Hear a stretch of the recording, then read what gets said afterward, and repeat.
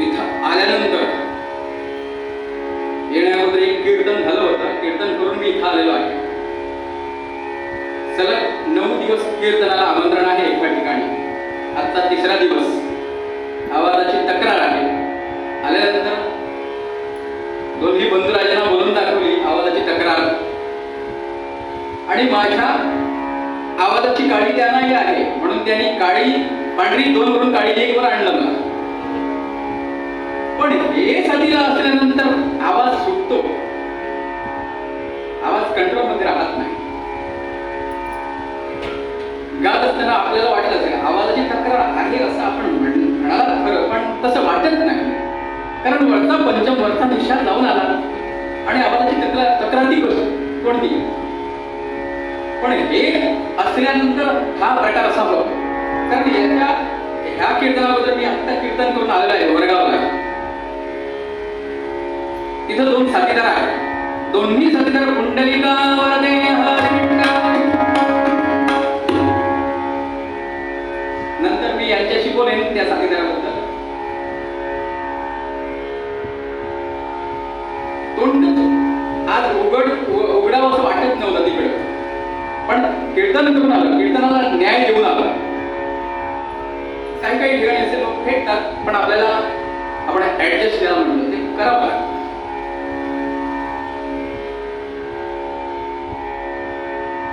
इथं या गादीवर आणि खास करून या वास्तू उभं राहिल्यानंतर खास करून कीर्तन करण्यासाठी आणि स्पेशली मला इथे एक चॅलेंज असतं, एक आव्हान कसं असतं. कारण काय आहे, याच्या अगोदर मी काय बोललो ते आपण ऐकलेलं आहात. याच्या अगोदर मी काय गायलो ते आपण ऐकलेलं आहात. आणि जी आपण नवविधा भक्ती म्हणतो, नवविधा भक्ती कोणती नवविधा भक्ती? फक्त म्हणतो नको, कोणती ती सांगा. 9 प्रकारची भक्ती कोणती ती सांगा. आपण करतात ती पहिली भक्ती श्रवण भक्ती, जी अत्यंत कठीण. आपल्या गुरुवर्यांची कृपा असली तर इथं उभं राहून 2 तास बोलता येतं. तसा अभ्यास असला तर 2 तास बोलता येतं. आणि शिक्षक वर्गाला हे काही कठीण नाही. हेही शिक्षक तिकडे 2 बसलेल्या शिक्षिका आहेत, त्यांना कठीण नाही इथं उभं राहून बोलणं. पण आमच्यासारख्या आमचा व्यवसाय पण जमाही आपल्याला अशा माणसाला इथं उभं राहून बोलणं जरा कठीणच आहे. पण गुरुवर्यांची कृपा, ते मी काय बोलतो ती माझ्या गुरुवर्यांची कृपा, माझ्या आई वडिलांची कृपा, माझ्या वाडावडिलांची कृपा आणि माझ्या या साथीदारांची कृपा, या माझ्या मी यांना बंधुराज दोन्ही बंधूंची कृपा. कारण अनेक वर्ष झाली एकमेकांच्या सानिध्यात आम्ही आहोत. हे जरा सिनियर आहे यांच्यापेक्षा, हे 16 वर्षांचे आहे सानिध्यात माझ्या. त्याच्या योगदान जवळजवळ 20, 22, 25 वर्षांचा आमचे संबंध आहे. पण 2 तास इथं उभं राहून ही जर कृपा असली तर आपण बोलू शकतो. पण 2 तास ऐकणं भयंकर कठीण. कारण ऐकण्यासाठी सगळ्या गोष्टी आपलं चित्त थाऱ्यावर असावं लागतं, आपल्या शरीराला साथ द्यावी लागते, आपल्या मनानं साथ द्यावी लागते, बुद्धीनं साथ द्यावी लागते. दशेंद्रिय म्हणतात आपण ज्याला, 4 कर्मेंद्रिय आणि 4 ज्ञानेंद्रिय आणि 2 बुद्धी आणि चित्त, अशा प्रकारची अन्य 2 इंद्रिय. ह्या दशेंद्रिय एकत्र असावी लागतात कीर्तन ऐकण्यासाठी, श्रवण करण्यासाठी किंवा कोणतीही गोष्ट ऐकण्यासाठी. केवळ कीर्तन नाही, ऐकण्यासाठी. त्यातल्या त्यात कीर्तन ऐकणं जरा कठीण आहे. कारण कंटाळा येऊ शकतो, कंटाळा आल्यानंतर झोप येऊ शकते, त्याला काही करता येत नाही. आली तर मग तिला स्वीकार करावाच लागतो त्या झोपेचा. मला इथून सगळं दिसतंय. कोण झोपतोय, कोण झोपण्याच्या मार्गावर आहे आणि कोण अजिबात झोपणार नाही, हे सगळं इथून मला दिसतंय. झोपण्याच्या मार्गावर अजूनपर्यंत कोणी नाही. पहिली भक्ती श्रवण भक्ती, दुसरी भक्ती जी मी करतोय कीर्तन भक्ती. श्रवणम कीर्तनम विष्णु स्मरणम, पाद सेवनम, अर्चनम, वंदनम, दास्यम, सख्यम, आत्मनिवेदनम. 9 प्रकारची भक्ती म्हणून सांगितलं. मोजलत ना आपण आणि 9 प्रकारची भक्ती सांगितली, पण 8च प्रकारची भक्ती मोजून पाहिल्या तर 8च वाटतात. पुन्हा एकदा मोजा, खात्री करून घ्या. श्रवणम, कीर्तनम, विष्णू स्मरणम, पाद सेवनम 4 भक्ती दिल्या. अर्चनम, वंदनम अन्य 2 किती झाल्या? 6. दास्यम, सख्यम, आत्मनिवेदनम झाल्या ना? 9 झाल्या ना? होय म्हणा.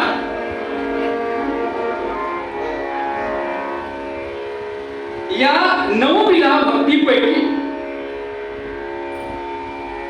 7व्या क्रमांकाची भक्ती, एकदम 7व्या क्रमांकावर आपण जाऊया. 9 दिवस कीर्तन करण्याचा योग आला असता तर सुरुवातपासून केला असता. 7व्या क्रमांकाची भक्ती, दास्य भक्ती.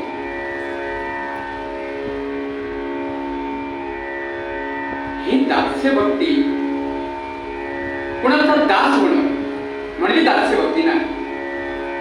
आपण दास या शब्दाचा अर्थ जर शब्दशः अर्थ घेतला तर आपण सेवक म्हणतो, नोकर म्हणतो, चाकर म्हणतो, पण तसं नाही. दास्य, दास या शब्दाचा अर्थ काय? दा म्हणजे देत राहणे. आपल्याकडे जे आहे ते देत राहणे. काही असो, धन असो, दौलत असो, काही असो, ज्ञान असो, बुद्धी असो, काही असो, आपल्याकडे जे ज्ञान आहे सर्वांच्या पेक्षा सगळ्यात मोठं दानकर्म म्हणजे आपल्याकडचं ज्ञान दुसऱ्याला देणं. कारण आपल्या ज्ञानानं आपण पिढी सक्षम करू शकतो. आपण समाजाला एक चांगली दिशा देऊ शकतो. जे कार्य या शिक्षिका करतात, जे कार्य हे शिक्षक करतात, खूप पुण्याचं कार्य आहे. जे आमच्या भाग्यात नाही. ती पण एक शिक्षिका आहे, मध्यंतरी बसलेली आहे. नाही तर ती नंतर आवा मी शिक्षका नाही त्यांना सांगितलं. ती पण आहे, ही पण शिक्षिका आहे. हे ज्ञानाचं कार्य ते देत राहू. दास्य ते देत राहू म्हणजे दा म्हणजे दान करणं, देत राहणं. आणि स म्हणजे सर्वस्व देत राहणं. आपल्याकडे काहीच ठेवायचं नाही. कुणीही कलाकारांना, कुणीही एखाद्या शिक्षकांना जे काही आपल्याकडे आहे ते आपण देऊन टाकायचं. मी नेहमी म्हणतो माझ्या संगीत वर्गात, मी नेहमी म्हणतो माझ्याकडे जे आहे ते सगळं घेऊन जा. अगदीच रिकामा करा. रिकामा केला तुम्ही रिकामा केलाच तर मी पुन्हा ते भरण्याचा प्रयत्न करेन. तर माझ्याकडे स्टॉक अजून आहे तर मग मला त्या स्टॉकचा जरा गर्व होईल. माझ्याकडे भरपूर अजून आहे, भरपूर आहे ना ते येण्यासारखं आहे. तुम्ही जर तो स्टॉक लवकर संपवला, सगळं ज्ञान घेऊन टाकलं तर मग मी रिकामा राहील. आणि मी रिकामा राहिलो तर मी आणखी मार्ग शोधेन ज्ञान प्राप्त करण्याचा. माझ्या ज्ञानाचा भर पडेल. म्हणून जे आपल्याकडे आहे ते सगळं द्यायचं. ज्ञानच नाही, आपल्याकडे बाकीच्या काही वस्तू आहेत, कोणी मागितलं आपल्याला गरज आहे, गरज म्हणून त्याला देऊन टाक. काही असो.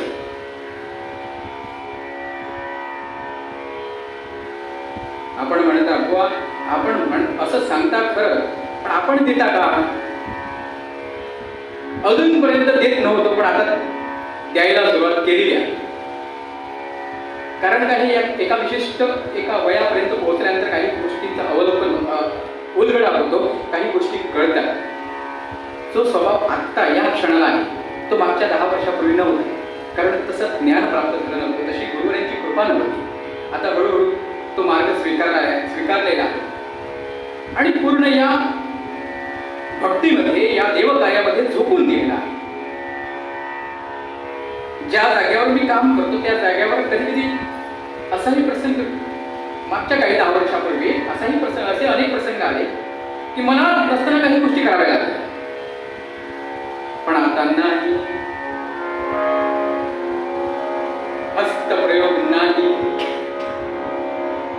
अपशब्द नाही, सगळ्याचा त्याग सगळ्याचा त्याग केलेला आहे. समोरची व्यक्ती कितीही आवेशाने कितीही रागावली जरी असली तरी आपण शांत राहायचं. ती आणखी रागावलं आपण आणखी शांत राहायचं. ती आणखी रागावलं आपण आणखी शांत राहायचं. काय होईल? जितका पहारा त्या व्यक्तीचा चढलेला आहे ना तितक्याच गतीनं तो खाली येईल.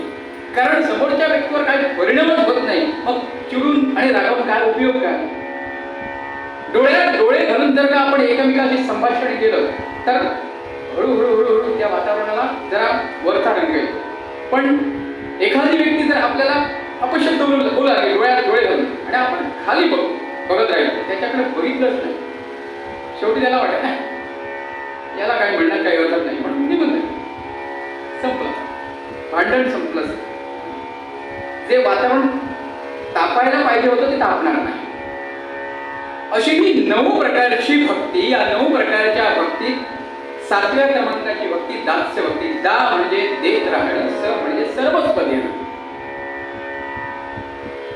1 दिवस देणं, 2 दिवस, 3 दिवस, किती दिवस पर्यंत देणं मर्यादा आहे ना. आपण देत राहू पण किती दिवस पर्यंत, किती काळपर्यंत, किती वर्षापर्यंत. दास हा शब्द जरा उलटा करा, उत्तर सापडेल. किती दिवस पर्यंत द्यावं ते. दास हा शब्द उलटा केल्यानंतर सदा, रोज द्या. हे दास्यत्व, हे दास्यत्व ज्यांनी अनेक लोकांनी आपल्या मुलांची शेवटी दास असणारी नावं ठेवलेली आहे. रामदास. त्या दासाप्रमाणे आहे का तो रामदास? दत्तदास आहे का तो दत्तदास? तसा त्या नावाप्रमाणे असायला पाहिजे. हल्ली आता प्रथा ती देवांची नावं ठेवण्याची प्रथा आता गेलेली आहे. सौव्रके आणखी काय काय काय वेगवेगळी नावं असतात. चांगलं करतात ते लोक, कारण आपल्या ग्रामीण भागामध्ये आपण देवाची नावं ठेवतो आणि त्याला अपशब्दानं बोलतो. आणि कुणी भक्त दिला त्याला, एखाद्याचं नाव आहे नारायण आणि त्याला आपण अपशब्दानं हाक मारतो. कोणी हक्क दिला अपशब्दानं त्याला त्या देवाच्या नावाला हाक मारण्याचा? म्हणून आत्ता जे चाललेले आहे नामकरण योग्य आहे.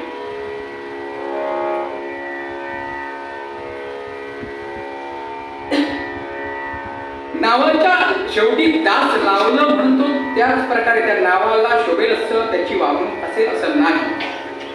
पण एक नाव असं आहे ते बहुतेक त्या नावासारखे असते. देवीदास बहुतेक असू शकतात, सगळेच नाही पण काही देवीदास असू शकतात.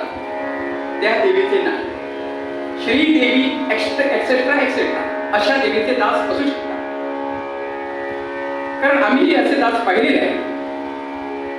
आपल्या सहचारणीच्या शब्दाबाहेर नाही,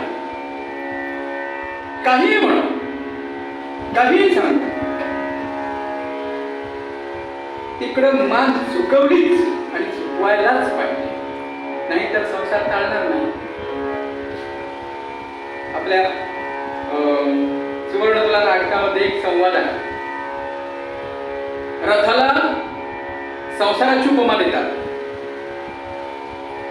पण दोन्ही चाकांची काळजी समान घेतली तर 2 बायकांचा संसार व्यवस्थित चालतो असे भगवान गोपाळ कृष्ण त्या नाटकात म्हणतात. आणि माझं सौभाग्य ती व्यक्तिरेखा माझ्या वाटेला आलेली आहे हे असताना, कारण हे अडकलेले आहे. यांचा डोळा आहे पण मी हे करू शकत नाही म्हणून ते काय करू शकत नाही. पण भविष्यात ते करतील आणि आमचा आशीर्वाद त्यांच्या पाठीशी आहे. एक कलाकार, ते मोठे कलाकारच आहेत, वयाने त्यांच्यापेक्षा ज्येष्ठ आहोत म्हणून आमचा आशीर्वाद त्यांच्या पाठीशी आहे. सदैव खूप मोठे व्हावे अशी मातेकडे, देवी मातेकडे इच्छा व्यक्त करतो. आजचं कीर्तन लांबवणार नाही, 10:30च्या अगोदर संपणार आहे. तुमचा अंत मी बघणार नाही कारण अगोदरच उशीर झालेला आहे. 10:30 ही वेळ 10:30च्या आत संपणार. इकडं तिकडं 5-10 मिनिटं झाली तिथं, नाही तर 10:30च्या आत अगोदरच संपणार. ही दास्य भक्ती ज्याला कळली, दास्य भक्ती ज्याला कळली, जो सर्वार्थाने दास बनला. अशी दास्य भक्ती कुणी केली? दास्य भक्ती करणारे आपलं उदाहरण आहे त्रेतायुगातील प्रभू रामचंद्रांचे दास मारुतीराय. सदैव आपल्या स्वामींच्या, आपल्या देवाच्या कार्यासाठी तत्पर, सदैव. आपल्याला माहित आहे ही गोष्ट.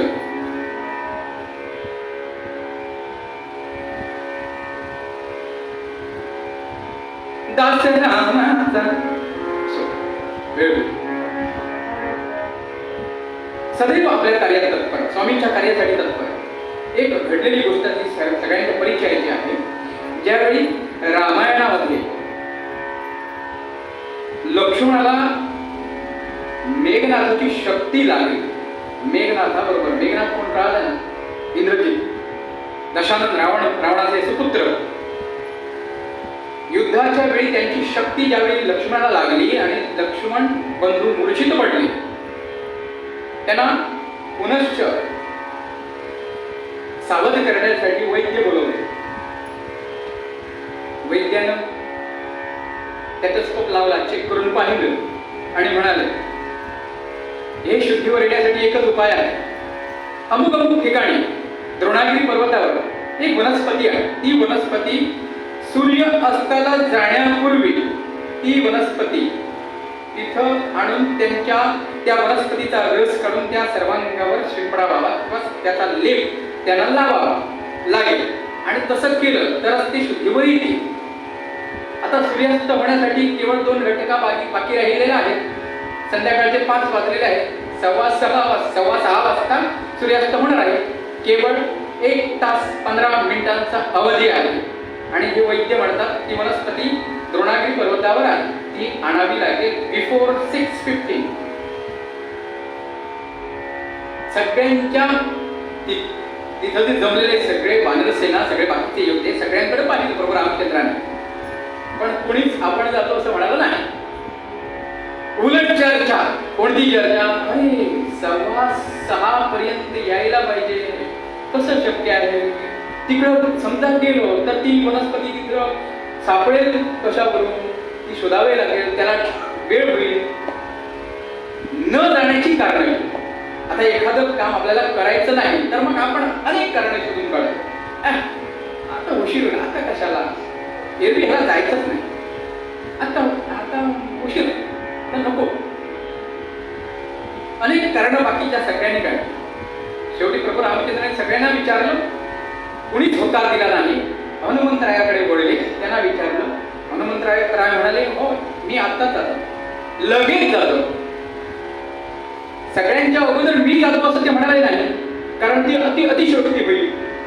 प्रभू रामचंद्राने सांगितलं, त्यांनी सांगितल्यावर आज्ञेचं पालन करावं. सांगितल्यानंतर लगेच होय म्हणाले. पण येशील ना 1.25 तासाच्या अगोदर येशील ना? किती वेळ लागेल यायला? त्यावेळी हनुमंतराय म्हणाले,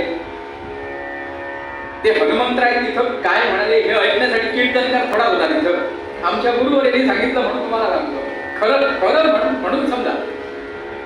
हनुमंतराय काय म्हणाले, आपण तेल तापायला ठेवतो कढईमध्ये आणि त्या तेलात आपल्या भाषेत, मराठी भाषेत ज्याला मोरी म्हणतात, आपल्या भाषेत ज्याला सासवं म्हणतात, ती सासवं आपण टाकतो आत. त्या तापलेल्या तेलामध्ये ती सासवं फुटायला किती वेळ लागतो? लवकर फुटतात. ती फुटण्याच्या अगोदर मी ती घेऊन येतो असं वनस्पती, असं हनुमंतरायाने सांगितलं. इतक्या वेगानं मी येतो, कारण मनोजवं मारुततुल्य वेगं जितेंद्रियं बुद्धिमतां वरिष्ठं वातात्मजं वानरयूथमुख्यं श्रीरामदूतं शरणं प्रपद्ये. कितीतरी वेग प्राप्त झालेले हे हनुमंतराय सर्वांच्या अग्रभागी असे बुद्धीने श्रेष्ठ असणारे हे हनुमंतराय. त्यांनी सांगितलं म्हटल्यानंतर ते करणार.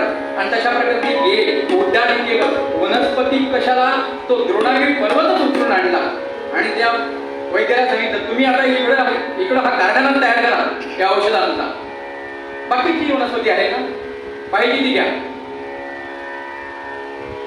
अशा प्रकारचं दास्यत्व ज्याला प्राप्त झालं, अशा प्रकारचा दास म्हणून जो देवताला अगदी मनोभवेश्वराने केला, ही दास्यभक्ती जो करतो त्या भक्ताच्या आयुष्याचं कल्याण, भक्ताचं कल्याण नवे नवे तो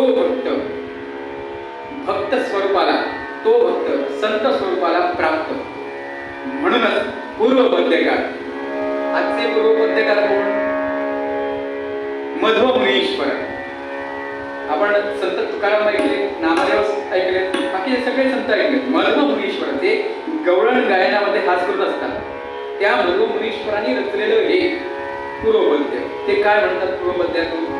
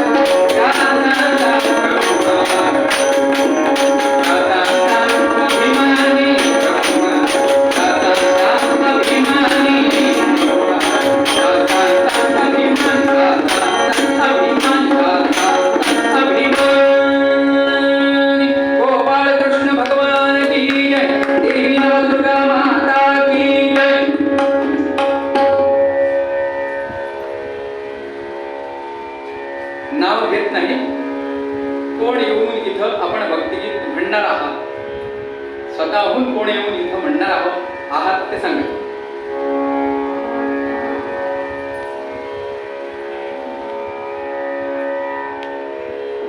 कोण नाही तर आपली राशी येऊन म्हणणार आहे. तिनं मला सांगितलं आहे आपण म्हणणार नाही.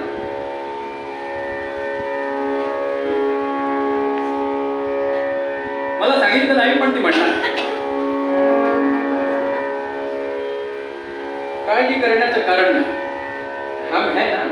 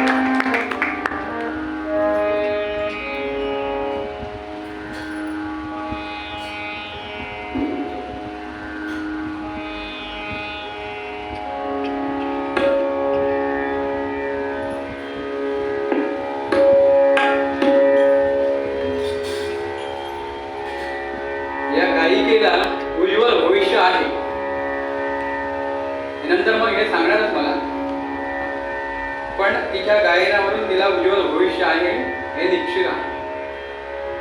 तसं सगळ्यांनाच आहे. हा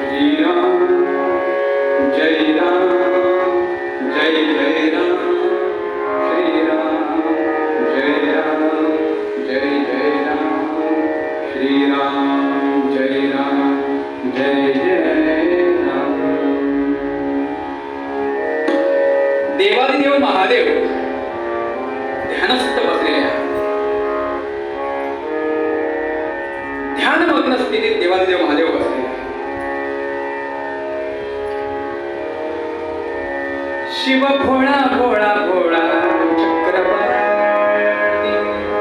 10:30 अवतार कीर्तन संपायला लागले. ध्यानमग्न स्थितीत देवादेव महादेव बसलेले आहे, चिंतनात बसलेले आहे, आत्मानंदात विलीन झालेले आहे आणि अशा अवस्थेत बसलेले आहेत. मध्येच हसताय.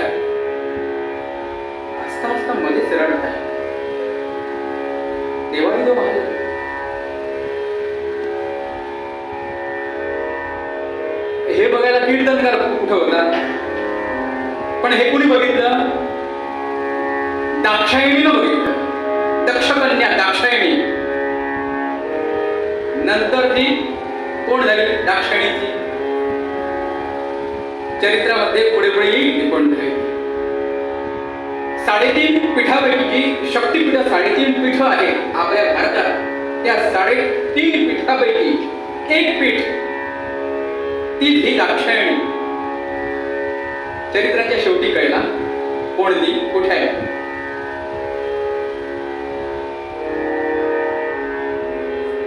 चित्रपटाची नायिका किंवा नायक अगोदर सांगितलं तर मग तो नायक सुवर्ण तुला नाटक कोण आहे त्या नाटकात? विठ्ठलगाव त्याला पाहिलाय. कोण आहे ते नाटकात येऊन बघा असं म्हणून सांगायला पाहिजे. त्या नाटकात कोण कोण पात्र आहेत, कोण तबला वाजवणार आहे, कोण वर्गण वाजवणार आहे, ते नाटकाला या आणि बघा असं सांगितलं पाहिजे. कुणालाही अशी माहिती देऊ नये, सिक्रेट असावं. तसंच हे सिक्रेट आहे. 3.5 पीठापैकी हे आजचं एक पीठ जे शेवटी या चरित्राच्या शेवटी कळणार आहे ते पीठ. प्रयत्न करतोय मी, बघूया. श्रवण भक्ती आपली आहे. कितपर्यंत मी आपल्या परीक्षेला, मी दिलेल्या परीक्षेला खरा उतरतोय हे शेवटी सिद्ध होईल. दाक्षायणी समोर उभी आहे आणि हे सगळे देवादिदेव महादेवांचे प्रकार जे चाललेले आहेत ते बघते आहे. देवादिदेव महादेव ध्यानमग्न स्थिती आहे. रामनामात तल्लीन झालेले आहे, लीन झालेले आहे. पण ह्या रामनाम घेत असताना, हे ध्यानमग्न स्थितीत असताना मध्येच हसताय, मध्येच रडताय, मध्येच गंभीर होत आहे, मध्येच स्तब्ध होत आहे. हे सगळे प्रकार देवी दाक्षायणीनं पाहिले आणि तिला काहीच कळलं. पण झालं काय ना, वेळेसारखे काय करतात, उठवलं समाधीतून. कारण त्यांचे हे प्रकार तिला आवडले नाही. मध्येच हसणं, मध्येच रडणं, मध्येच गंभीर होणं, मध्येच स्तब्ध होणं, हे सगळे प्रकार तिला आवडले. हलवलं धरून जोरात आणि समाधी भंग केली, उठवलं आणि विचारलं काय हो, आपण ध्यानमग्न स्थितीत होता, मध्येच आपण हसतात, मध्येच रडतात, मध्येच गंभीर होता, मध्येच स्तब्ध होता, काय प्रकार काय? हे वागणं, हे अभिनय ते तुमच्यासारख्या देवांना शोभत नाही. अहो देवा, देवात होईल शोभा हे वागणं बदलणं. अहो देवा, देवात होईल शोभा हे वागणं बदलणं.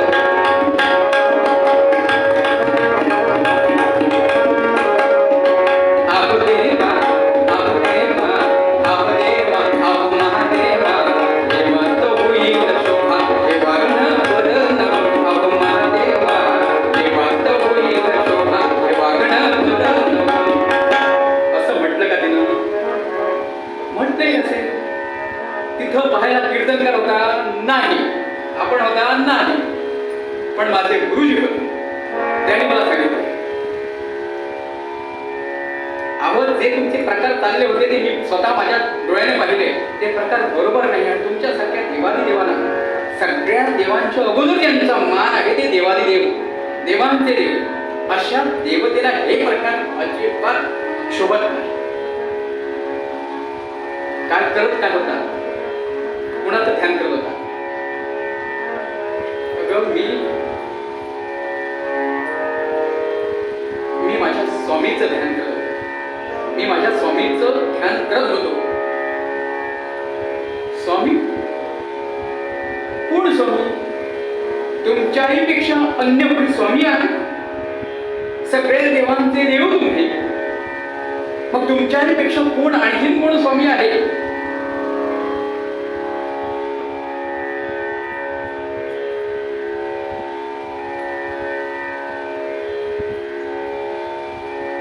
कुणाच्या हो स्मरता नामाते. आवाजाची जर खात्री नाही, पण कुणाच्या हो स्मरता नामाते. सत्य काय सांगा नामाते. कुणाच्या हो करता नामाते. कुणाच्या हो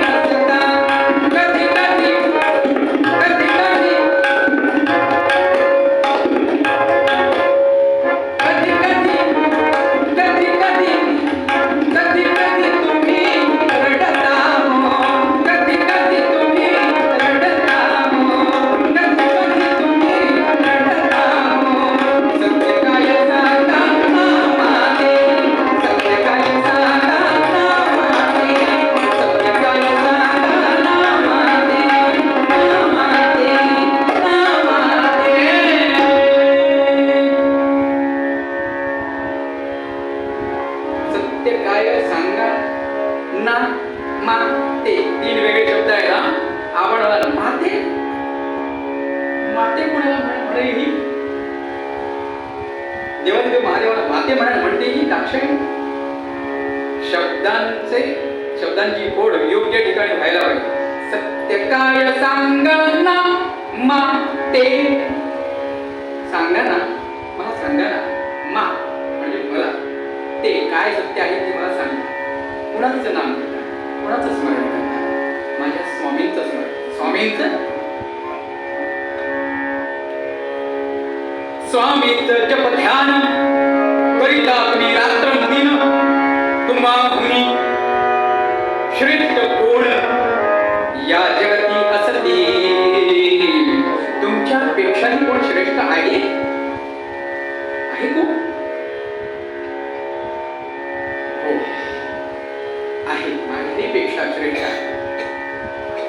कोण आहे श्रेष्ठ? नाव सांगा त्याचं. कोण तुमचे स्वामी? श्रीराम जय राम जय जय राम, श्रीराम जय राम जय जय राम. प्रभु रामचंद्र भगवान की जय. राम श्रीराम हे माझे स्वामी.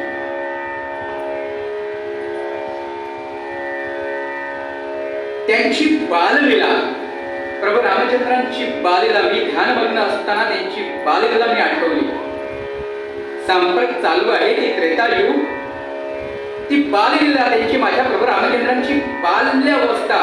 त्या बाल्यावस्थेत असताना प्रभू रामचंद्रांची माता, अत्यंत प्रिय अशी माता, जिला प्रभू रामचंद्र ही प्रिय होते आणि प्रभू रामचंद्रांनाही ती प्रिय होती, अशी प्रिय माता कैकेयी देवी. आपण म्हणा कैकेयी, ज्या कैकेयीनं प्रभू रामचंद्रांना वनवासाला पाठवलं ती प्रिय होय. सर्वात अत्यंत प्रिय माता म्हणजे कैकेयी. कैकेयीला सर्वात अत्यंत प्रिय पुत्र म्हणजे प्रभू रामचंद्र. आपल्या समोर आहे ती गोष्ट जरा वेगळी आहे.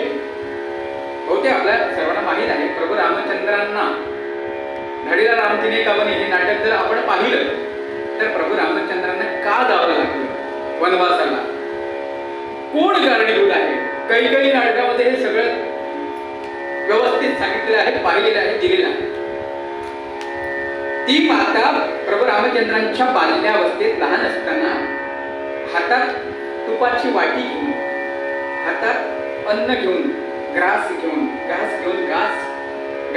रविताना प्रभू रामचंद्रांच्या मागे धावत प्रभू रामचंद्र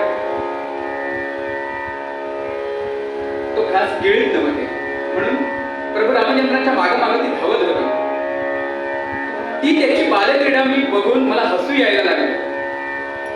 मध्ये कैकेयी मातावरच्या गच्चीवर, आपल्या राजवाड्याच्या गच्चीवर जायची, तिथून चंद्राला दाखवायची. तो बघ चंद्राला, घेणार बाळा. आपणही तसंच करतो. आपल्या लहान मुलांना आपण सगळ्यांनी तसंच केलेलं आहे. तुम्हाला अजून अनुभव यायचा, यांना आलाय, मला आलाय, सगळ्यांना हा अनुभव घेतलेला आहे. खूप अत्यंत सुखदायी असा हा अनुभव. तोच अनुभव कैकेयी माता गच्चीवर उभी राहून चंद्राला दाखवते आहे. आणि काय म्हणते कोकणी भाषेमध्ये,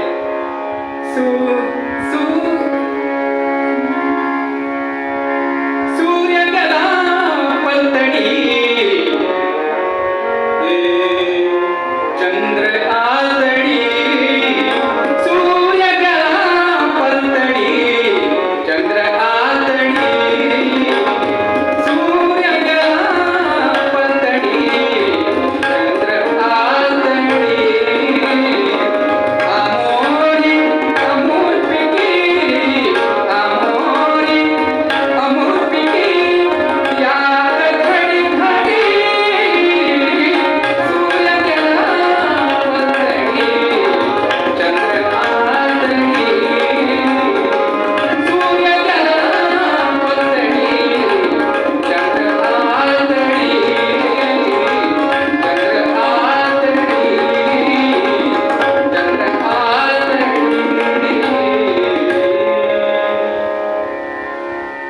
असंही म्हटलं असेल कदाचित.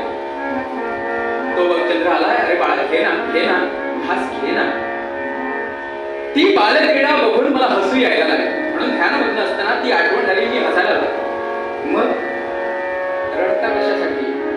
सांप्रत जे चालू आहे ते त्रेतायुग चालू आहे आणि माझ्या प्रभू रामचंद्रांचाच जन्म झालेला आहे आणि प्रभू रामचंद्रांचाच अवतार सांप्रत चालू आहे आणि आता स्थिती आहे ती प्रभू रामचंद्र माझे स्वामी वनवासी आहे. ते वनवासी जे त्रास सहन करतात, ज्या हालपेष्टात जी दुःख सहन करतात ते पाहवलं नाही माझ्यानं आणि माझ्या डोळ्यातून अश्रू वाहिले. ते दुःख मला लागलं, दुःख वाटू लागलं. माझे स्वामी आज अशा हालपेष्टेमध्ये जगताय. हे सगळं ऐकलं आणि दाक्षायणी देवी हसू लागली. का हसू लागली? तो राम तुमचा स्वामी, तो राम तुमचा स्वामी कसा काय तुमचा स्वामी? तो काय फायदा झाला त्याच्या त्या रा आणि म या दोन अक्षरात? काय तुम्हाला फायदा झाला म्हणून तुमचा तो स्वामी? काय फायदा झाला?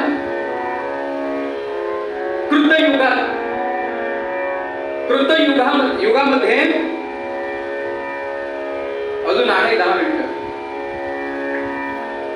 कृतयुगामध्ये सागर मंथन झालं आणि त्या सागर मंथनातून 14 रत्न बाहेर निघाले. कोणती 14 रत्न? कौस्तुभा पारिजात सुरा धन्वंतरी चंद्रमा. आपण म्हणाल तुम्हाला पुढचं येत नाही.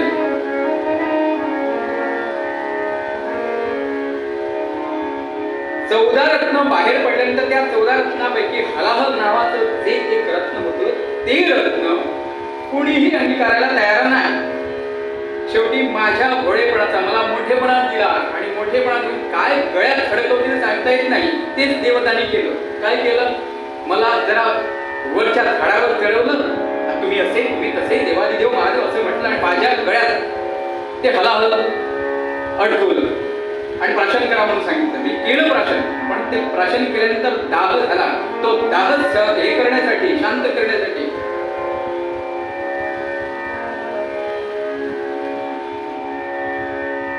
विपदाहरा शशिशेखरा, विपदाहरा शशिशेखरा, जय शंकरा गंगाधरा, जय शंकरा गंगाधरा, जय शंकरा गंगाधरा, गौरीधरा गिरिजावरा, गौरीधरा गिरिजावरा, विपदाहरा शशिशेखरा, विपदाहरा शशिशेखरा, जय शंकरा गंगाधरा, जय शंकरा गंगाधरा, जय शंकरा, जय शंकरा, जय शंकरा.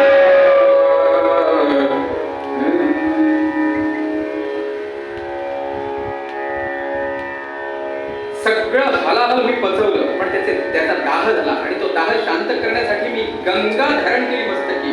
दाह शांत झाला नाही. सर्वांगावर सर्पवृष्टी धारण केली. दाह शांत झाला नाही. भस्म सगळ्या अंगाला काढलं. दाह शांत झाला नाही. चंद्रमा भाळी चंद्र असे धरिला तरी दाह शांत झाला नाही. शेवटी नारदांच्या सांगण्यावर रा आणि म ही 2 अक्षरं धारण केली आणि क्षणात दाह शांत झाला. ते माझे स्वामी प्रभू रामचंद्र आज वनवासी आहे. ते स्वामी, तो राम ज्याला स्वतःची बायको तिला सांभाळता आली नाही, तो राम तुमचा स्वामी. दाक्षायणी म्हणते सांप्रत त्या रामाची काय अवस्था आहे आपण पाहिली, माहित आहे आपल्याला. रानोरान भटकतो आहे, बंधुराजाला घेऊन, त्याला बिजाला घेऊन भटकतो आहे. कुणाला? लक्ष्मणाला. त्याचा काही अपराध नाही, उगाच अडचणीमध्ये सापडलेला आहे तो. त्याला घेऊन भटकतो आहे तुमचा तो राम.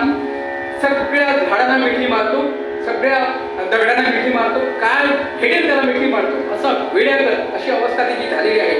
आणि तो राम ज्याला आपली स्वतःची बायको सांभाळता आली नाही, तो राम तुमचा स्वामी. देवादिदेव महादेव म्हणतात, अगं असं बसला म्हणून काय झालं? हे वास्तव्य आहे, हे खरं आहे, सगळ्यांना माहीत आहे. आता या क्षणी जर तुमच्या रामाच्या समोर मी स्वतः जानकी म्हणून उभे राहिले तर तुमचा राम बोलणार नाही? प्रभू म्हणतात, देवादेव महादेव म्हणतात, नाहीच बोलणार, कारण माझा राम आहे, तो माझा स्वामी आहे. काय सांगता तुम्ही? बघूया, घेऊ परीक्षा त्यांची, त्याची परीक्षा घेऊ. दाक्षायणी म्हणते, घेऊ परीक्षा त्यांची. देवादेव महादेव म्हणतात, या भानगडीत पडू नकोस, कारण तो राम आहे. तुझ्या या परीक्षेला वगैरे घाबरणारा नाही, तो आपल्या ठिकाणीच राहणार आहे आणि तो रामच राहील. तू कितीही कोणत्याही प्रकारे परीक्षा जरी घेतलीस तरी तो तुझ्या परीक्षेला दादच देणार नाही, कोणत्याही प्रकारची परीक्षा आहे. पण तरी सुद्धा हे सांगितल्यावरही सुद्धा दाक्षायणी ऐकायला तयार नाही. हो, मग बघतेच तुमचा तो स्वामी कसा आहे, त्याची परीक्षा घेतेच. बघूया, आपल्या जानकीला बघून तो बोलला नाही तर बघूया. अगं पुन्हा तुला सांगतो, तुझी फजिती होईल, त्याची परीक्षा घ्यायच्या भानगडीत करू नकोस. नाही, हिनं ऐकलंच नाही, हट्टाला पेटली.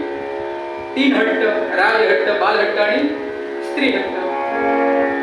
हे 3 हट्ट पुरुष कितीही जरी लठ्ठ असला तरी या 3 हट्टा पुढे तो मठ्ठ होतो. घट्ट जरी असला तरी मठ्ठ होतो, वीर घडतो. स्त्री हट्ट, बालहट्ट आणि राजहट्ट काहीही करता येत नाही. आम्ही बालहट्टालाही सामोरे गेलो आहोत, स्त्री हट्टालाही आम्ही सामोरे गेलो आहोत, अनुभव आहे आम्हाला. राजहट्टाला आम्ही सामोरे अजूनपर्यंत गेलो नाही, कारण तशा प्रकारची योजना नाही आहे. पुन्हा एकदा बजावून सांगतो, त्या भानगडीत परीक्षा घेण्याच्या भानगडीत वगैरे पडू नकोस. देवीनं ऐकलं नाही. देवीनं तात्काळ स्वरूप धारण केलं, तात्काळ केलं स्वरूप धारण. जवळच ब्युटी पार्लर होतं, तिथे गेली, मेकअप केलं आणि समोर येऊन उभी राहिली. देवादेव महादेवांच्या समोर कशी दिसते मी?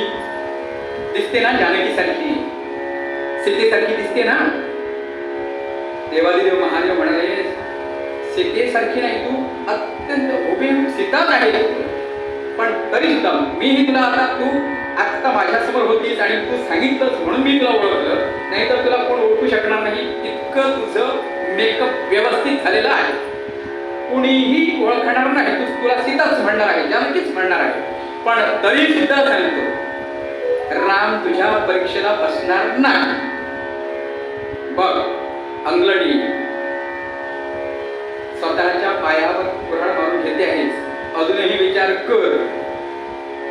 बघूया तुमचा राम, तुमचा स्वामी काय करतो, कसा ओळखत नाही, कसा पाघळतो तो बघा. आता तुम्ही ऐकलंच नाही, गेली परीक्षा घेण्यासाठी. भगवान प्रभू रामचंद्र आपल्या बंधुराच्या बरोबर अगदी समोर बघत बघत बघत बघत समोर दिसलेल्या झाडाला मिठी मारतात, समोर आलेल्या मार्गात आलेल्या दगडाला मिठी मारतात आणि विचारतात, माझी जानकी आपण पाहिली का? माझ्या जानकीला आपण बघितलं? अत्यंत काकुळतीला येऊन सगळ्या या निर्जीव व्यक्तींना, सजीव व्यक्तींना, दगड निर्जीव व्यक्ती, निर्जीव सगुण व्यक्ती, सजीव व्यक्ती, सजीव झाड, त्या झाडांना मिठी मारून, दगडांना मिठी मारून विचारतात.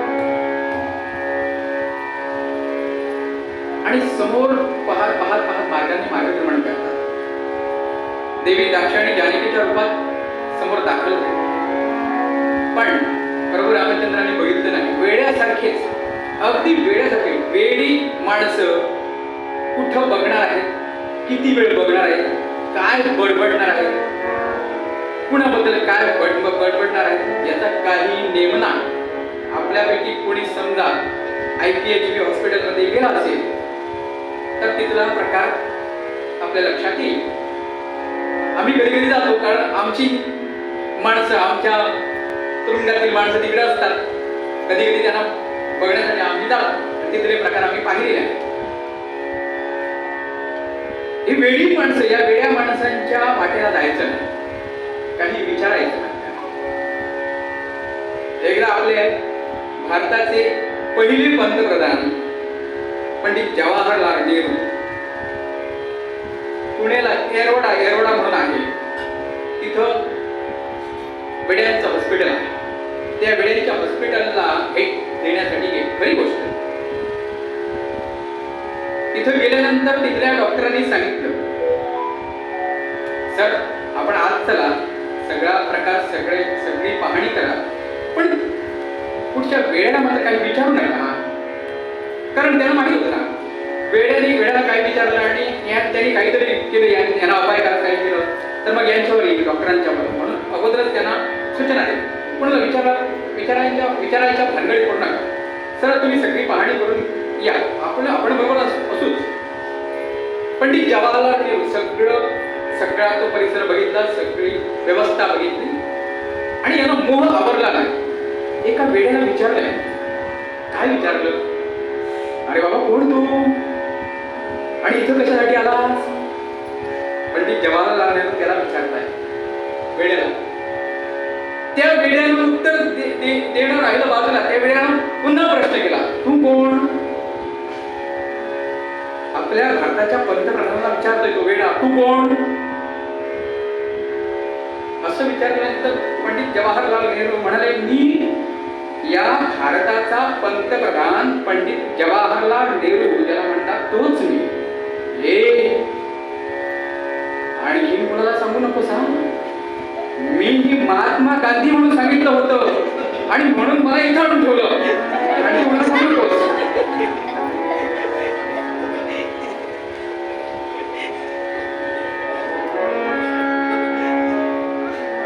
असा प्रकार होऊ शकतो. तशीच काहीशी अवस्था प्रभू रामचंद्रांची होती. अगदी वेळा विचारायची सोयच नव्हती. देवी दाक्षायणीनं पाहिलं त्यांचा तो होता, अरे अगदीच वेड्यागत खेळताय, वेड्यागत कोणत्याही गोष्टीला मिठी मारताय, अगदीच बिघडलेले आहे. समोर गेली पण समोर तिला पाहिलंच नाही, त्या अगदी आपले शून्यात बघत पुढे चालत होते. प्रभू रामचंद्र आपल्याकडे पाहत नाही याची खात्री झाली देवीची, आणि देवी जरा बाजूला सरकली आणि लक्ष्मणाच्या नजरेत आली. बंधुराया लक्ष्मणाच्या नजरेत आली. लक्ष्मणाच्या नजरेत आल्यानंतर लक्ष्मणाने बघितलं, अरे साक्षात माझी बहीण जानकी. तिला बघितल्यानंतर लक्ष्मणाला जो आनंद झाला त्या आनंदात नाचूच लागले लक्ष्मण आणि धावत धावत आपल्या बंधुराजाकडे, आपल्या दादाकडे गेले, प्रभू रामचंद्रांच्याकडे गेले. त्यांना त्या अवस्थेतून जागृत केलं, हलवलं आणि सांगितलं, दादा अहो वहिनी आली, बघा वहिनी आली. प्रभू रामचंद्रांनी बघितलं नाही. ते म्हणाले, प्रभू रामचंद्र म्हणाले, अरे लक्ष्मणा ती तुझी बहिणी नाही, ती आई आहे. आता लक्ष्मणाला वाटलं, इतके दिवस लोक आपल्या बंधूला, आपल्या दादाला वेळ म्हणत होते, पण आता खरोखरच हे वेळ आहे हे पटलं. कारण दिसते आहे जानकी, दिसते आहे सीता देवी आपली बहीण आणि हे म्हणतात आई आहे. मग खरोखरच हे यांना वेळच लागलेला. लक्ष्मण सुद्धा म्हणला,